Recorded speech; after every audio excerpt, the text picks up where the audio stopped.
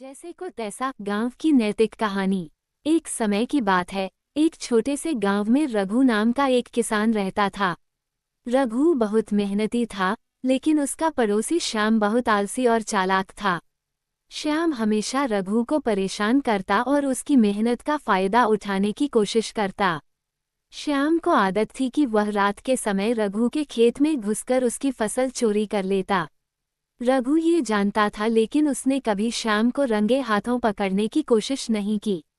वह सोचता था कि भगवान सब देखता है और हर किसी को उसके कर्मों का फल जरूर मिलता है।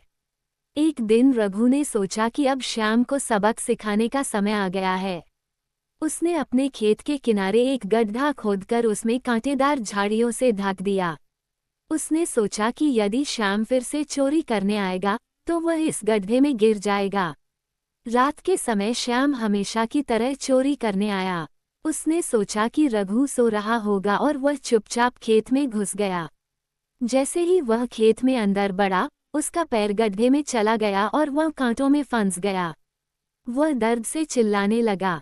श्याम की आवाज सुनकर रघु खेत में आया और उसे गड्ढे से बाहर निकाला। रघु ने श्याम से कहा, देखो, ये तुम्हारे कर्मों का फल है। जैसे तुमने दूसरों को तकलीफ दी, वैसे ही तुम्हें भी आज तकलीफ मिली। श्याम को अपनी गलती का एहसास हुआ और उसने रघु से माफी मांगी।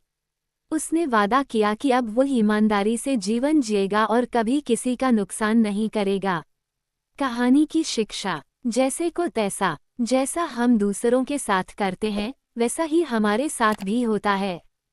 हमें हमेशा अच्छे कर्म करने चाहिए।